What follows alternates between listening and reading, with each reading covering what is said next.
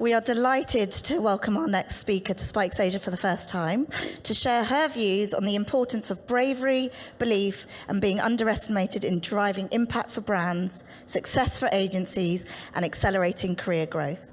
Please give a huge, huge round of applause to our first speaker of the day, CEO of DDB Worldwide, Wendy Clark.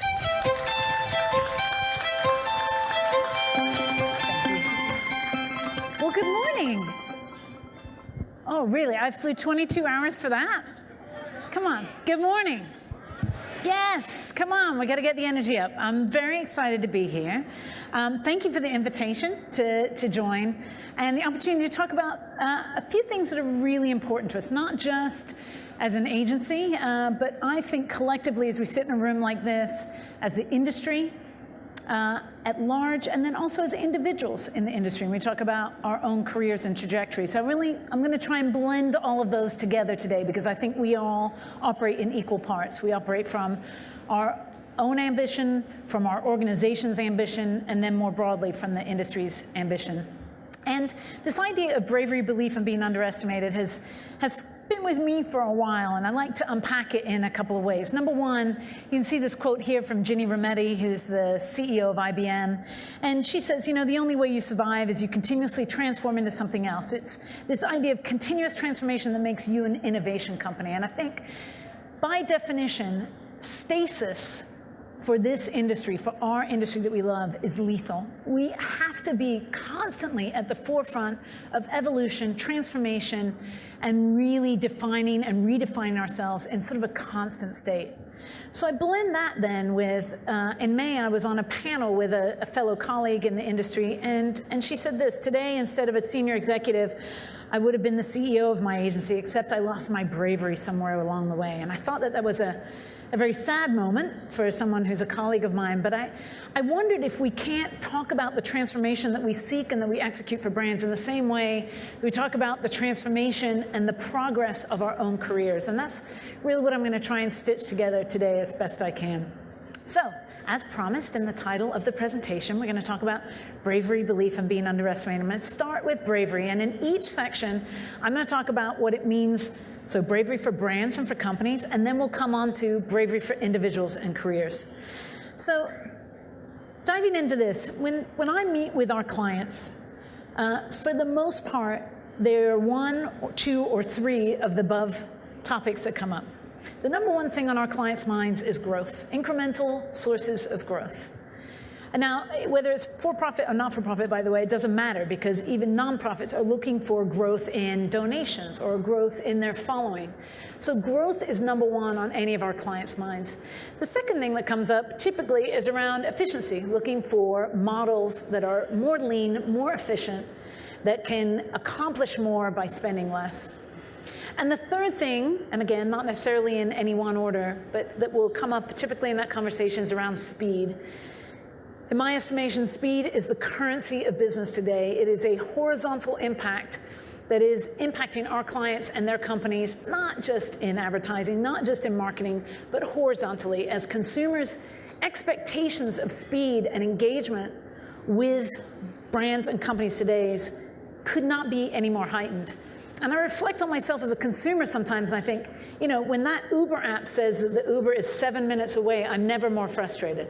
And I'm like, this is outrageous. I've got to wait 7 minutes for an Uber, right? Our expectations of what I want, when I want it, how I want it, where I want it, could not be higher today. So these are the things that our clients have on their minds. At DDB, we believe that creativity is the most powerful force in business. So how do I resolve the fact that creativity is not on that list? The clients don't necessarily come to us and say, I'd like some creativity, please. They say, I'd like growth, I'd like something efficient, I'd like something that's fast. Well, we resolve it because we're very clear that we're in the growth business. We're never confused. Clients don't come to us for what they call creativity, they come to us for what they call growth. But our belief is that creativity is the single greatest lever that we can pull for them in driving to that outcome. So those are very constructed and very knitted together for us. And in a sense, we sit very, very comfortably at what I would call the coalface of commerce. We are never confused that there is an accountability to everything that we do. right? We're not running an art gallery. If we could say creativity is the most powerful force in business and run an art gallery, but we're not.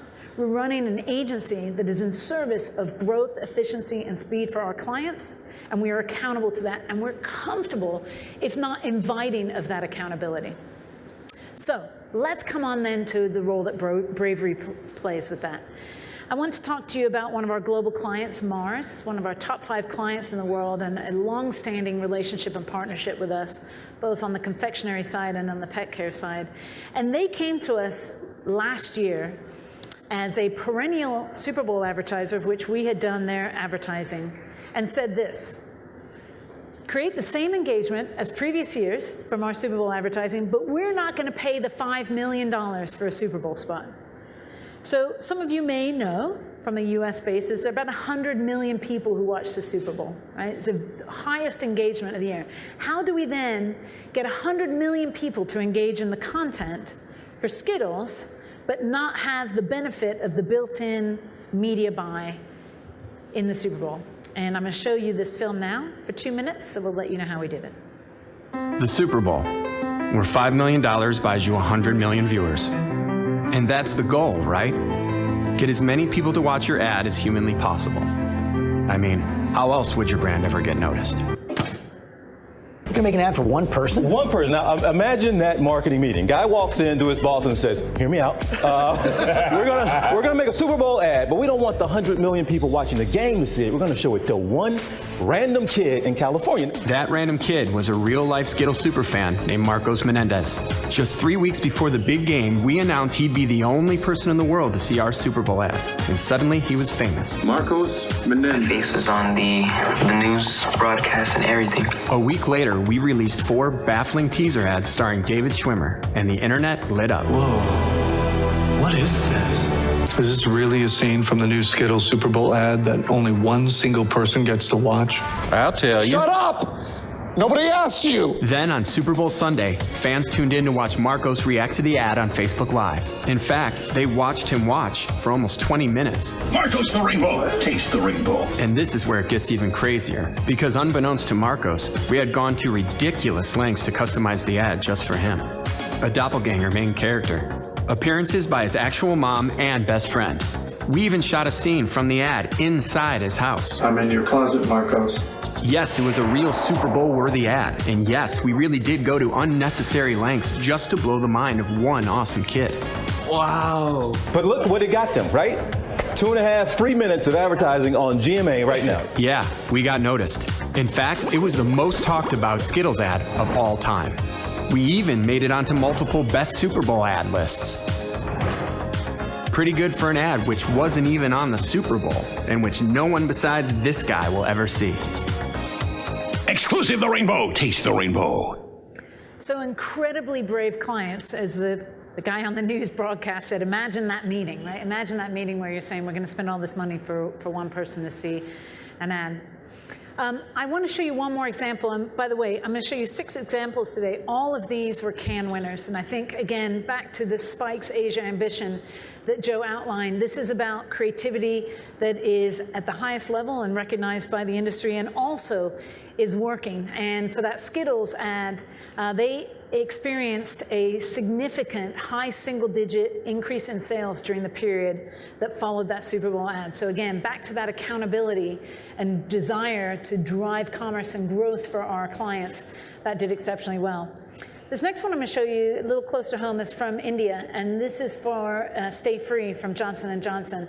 And what is incredibly brave about this is the topic. Staring down the topic and conversation both of women's periods in India, and even further to that, the sex trade. And so have a look at what the team did in India. There is blood constantly. I hate my period. It's a nightmare. It's the worst 3 days of the month. Don't argue with me on this. Brought from rural areas and tricked into prostitution, India's commercial sex workers are exploited on a daily basis. Periods are the only days when they're not forced to work. जो काम है ना हमारा हमेशा रहता है, जुकाम सर्दी 3 दिन पीरियड्स आता है, वही टाइम में हम लोग घर में आराम करते हैं। अच्छा लगता है, घर पे टाइम पास करता है, घर का काम धंधा करता है। This is the story of how Stay Free, India's leading sanitary napkin brand, is helping women in the sex trade learn the skills of a new trade on their free period days.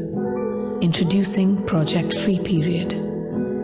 India's leading anti-trafficking NGO Prerna and a team of expert trainers came together to create a unique curriculum. Designed to generate economic sustenance, the courses were condensed into easy 3-day modules for the women to learn one period at a time. अगर सीखेगा मेरे को कोई आगे जाके काम आएगा, बच्चा लोग को लेके अच्छा जिंदगी जिएगा बस। On International Women's Day, we took the project from a small room to the world with an online recruitment drive for more trainers. And then our students were introduced to their first income from this new trade with an exhibition of their products. I think we've seen the women gain a lot of confidence, confidence in the fact that they can do something and that they can learn a new skill.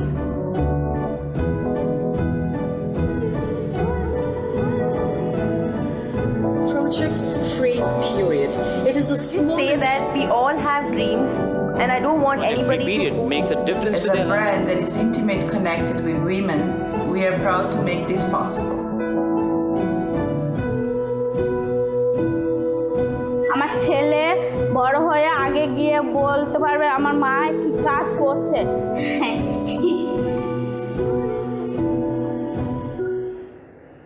So 2 examples of 2 brands with incredible bravery. Now, let's flip into what I promised you would be the personal discussion. Let's talk about our careers a little bit and how we exhibit bravery, because it's brave people who do brave work.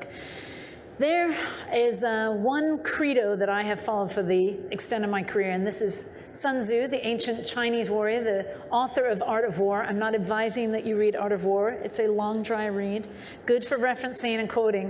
But Sun Tzu says there are 5 traits of successful leaders. They are to be brave, caring, disciplined, smart, and trustworthy. And at every juncture in my career, I can tell you times when it didn't quite go the way I wanted to, I could assess for myself, was I brave enough? Did I care enough? Was I disciplined enough?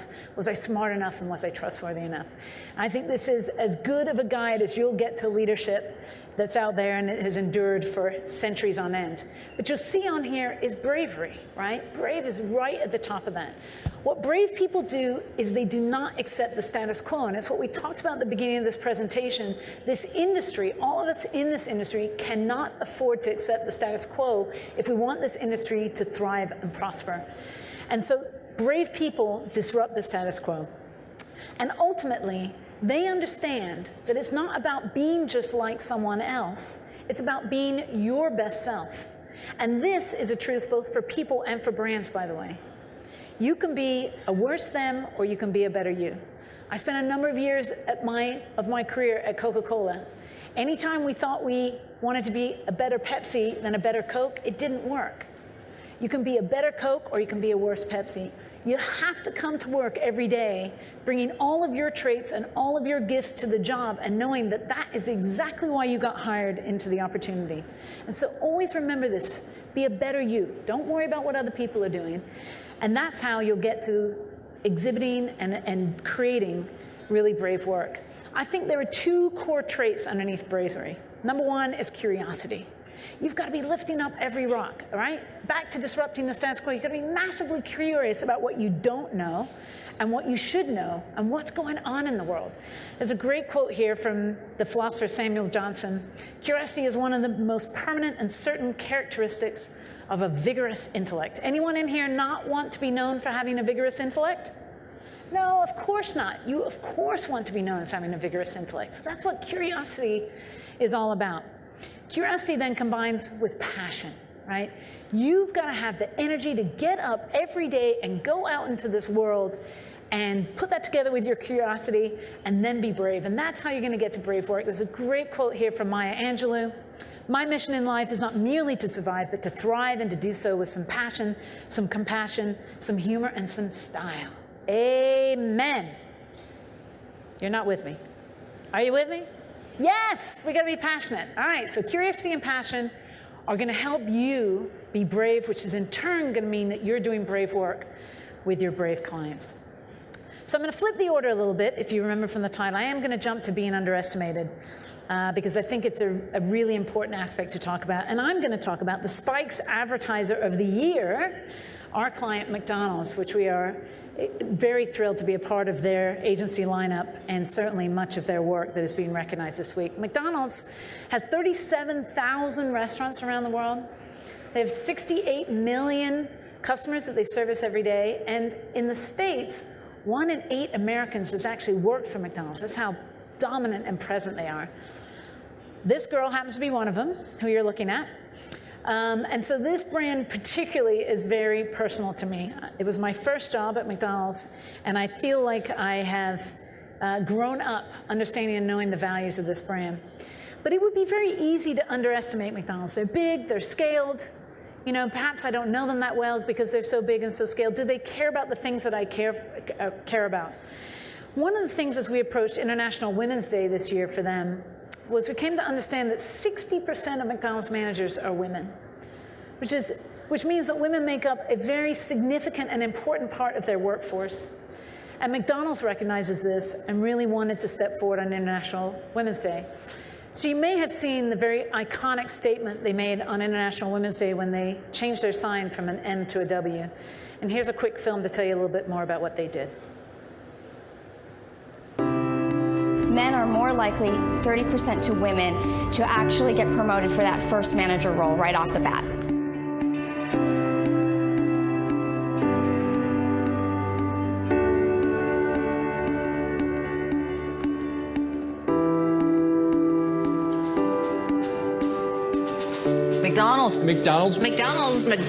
McDonald's flipped its famed golden arches into a W on International Women's Day. The move was made at 100 female-owned restaurants nationwide.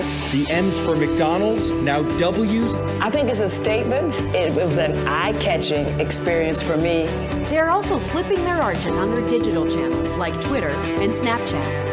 I'm a fan. Yeah, it's brilliant. I brought him here because the W represents women, celebrating women, the accomplishment women have done everywhere. Theo người phát ngôn của McDonald's, logo của hãng được thay đổi trên các trang mạng xã hội. There's certainly a lot of talk about the golden arches being upside down. In honor of International Women's Day, fast food giant McDonald's also honored women by turning its golden arches upside down. That is the progress we are looking for. That is what...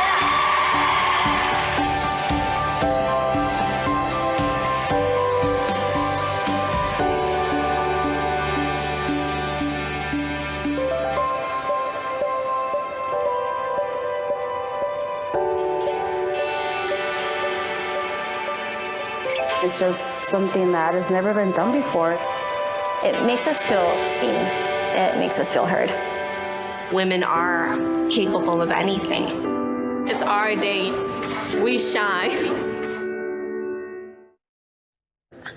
It makes us feel seen. It makes us feel heard. Never underestimate the power of an act by an iconic brand and the impact that that can have.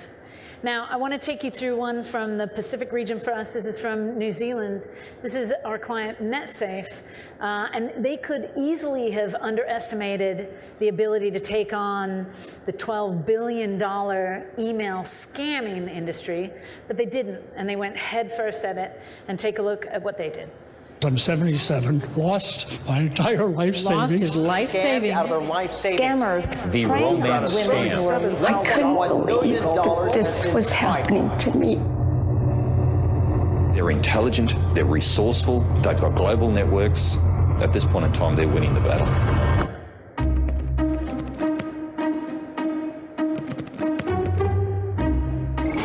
Hey, I'm Rescam, an artificially intelligent chatbot designed to fight scammers by imitating victims. With multiple personalities and an ever-growing vocabulary, there's no way for scammers to know that they're talking to a chatbot instead of real people. When you receive an email and suspect that it's a scam, simply forward it to Rescam and the bot takes over the conversation, wasting the scammer's time with questions. Can I pay the transfer fee with petrol vouchers? No, US dollar only. False information. To avoid detection, I'm going to send my bank account details through one number at a time. Ready? 4. This is not necessary. 7. And never-ending conversations that prevent the scammer from moving on to other targets.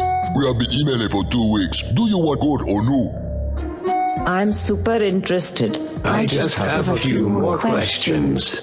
To pull off the charade, Rescam uses natural language processing and a database of over 100,000 responses, which grows as the bot learns. After forwarding a scam, users could view their email threads for entertainment and share them online.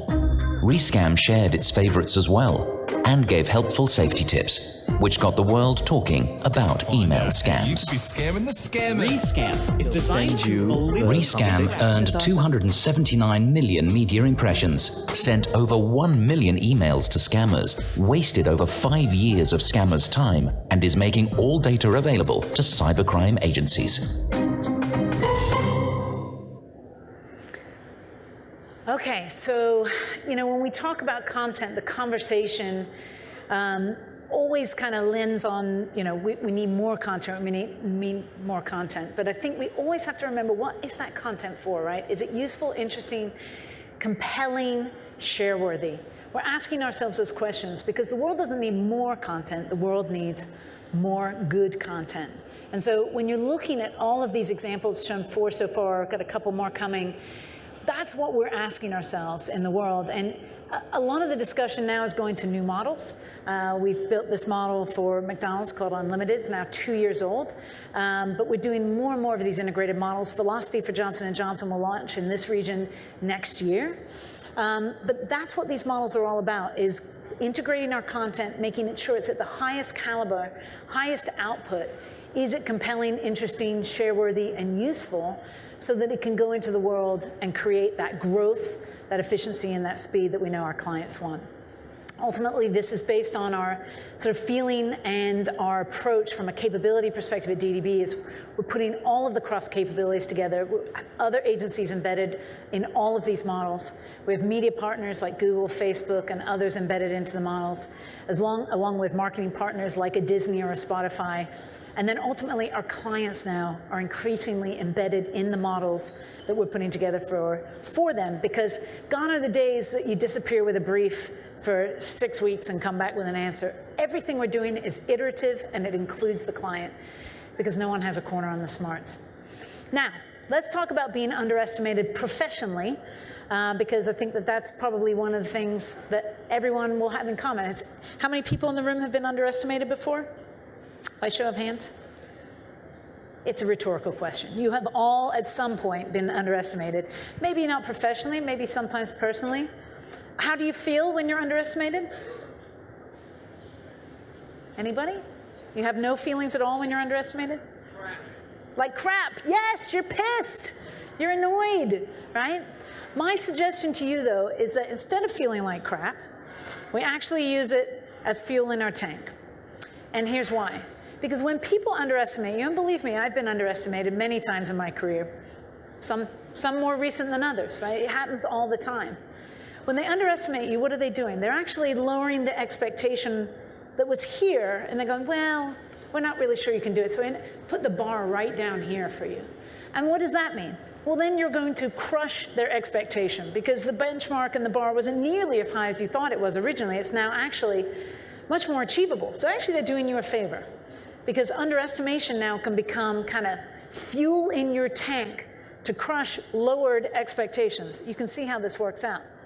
It fuels my competitive juices when people underestimate it. Me, us, our agency, the industry. I'm one of the most competitive people you'll meet, but I just want to lean in. So, for me, I'm like, all right, I'll outwork you, I'll outthink you. You want a skipping contest? I'll outskip you.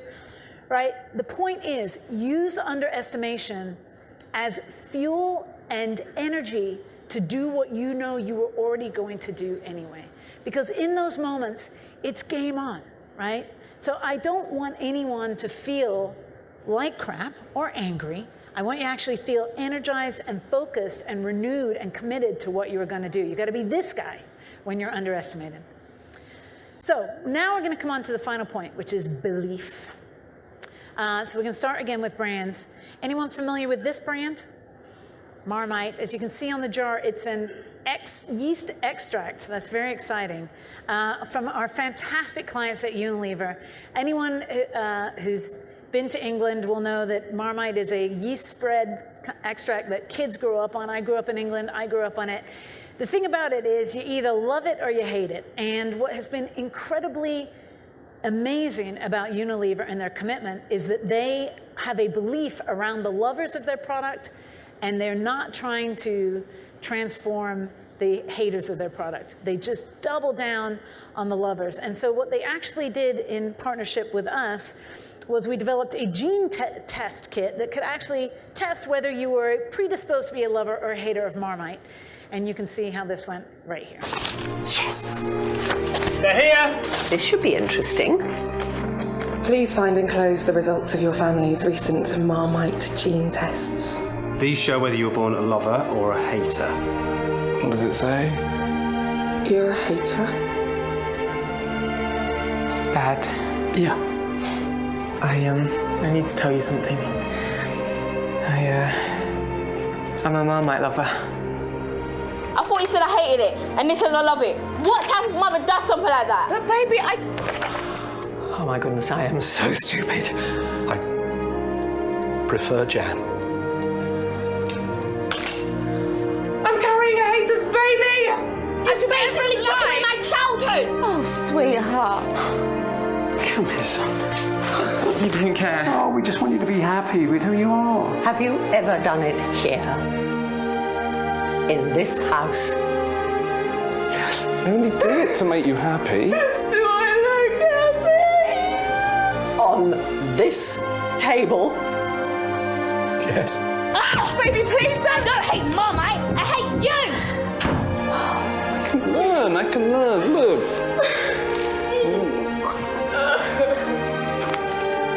Get in, all lovers. Oh, I hate it! I hate it! He's never even tried it.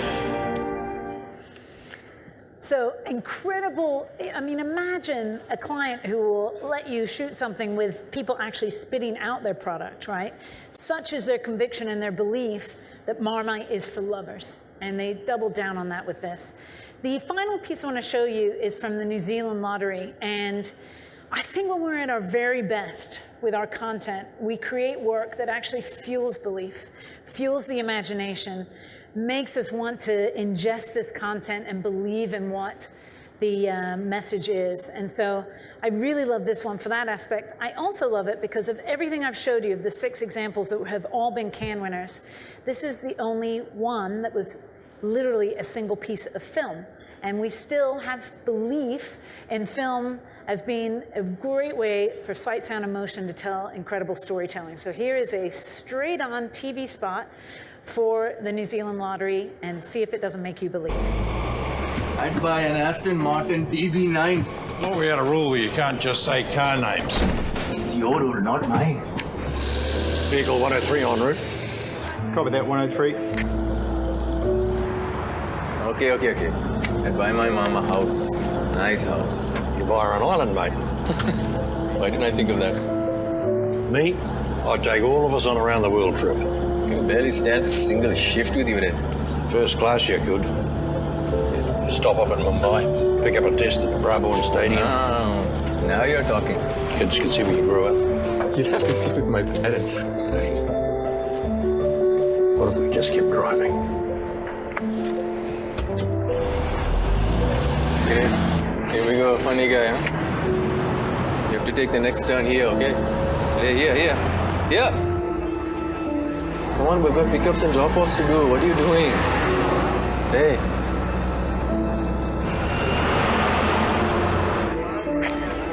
Vehicle 103. Please confirm status. You going to answer that? Come on, Satish. You don't want to do this all your life, do you? 103. Please, come on, no. Please confirm status. Think about it, mate. It's everything we've dreamed of. We've never dreamed of going to jail. They've got us on GPS. Where are we going? What are you doing? I hope your passport's up to date. 103, do you copy? Please confirm status. What do we always say? 50-50. 103 to center. Copy 103. Delivery complete. Don't spend it all on one station. It's ours, mate. You're joking. I'm not joking. All of this. Remember your mate in dispatch.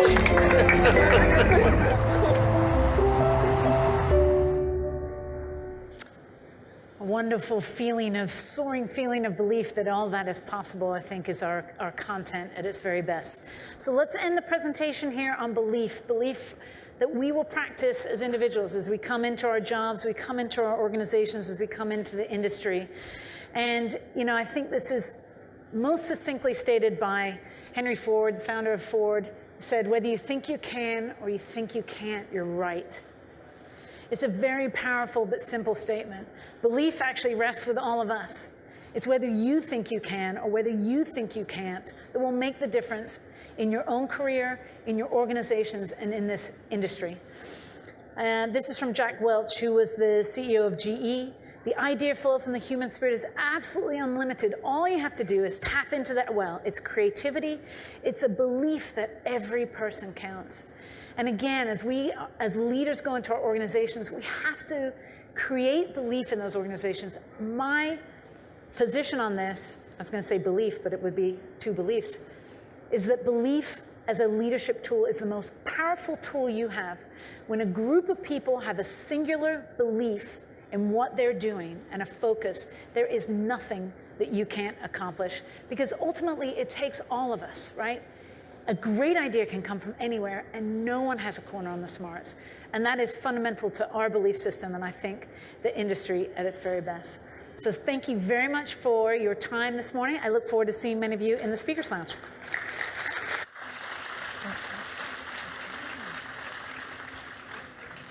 Thank you very much to Wendy Clark there. So she will be over at the Meet the Speakers session in just a few moments' time over in the PwC lounge just over in that direction. If you've got any questions, please do head over there and do take advantage of those sessions, because we have some amazing speakers here on the Inspiration stage and you can pick their brains.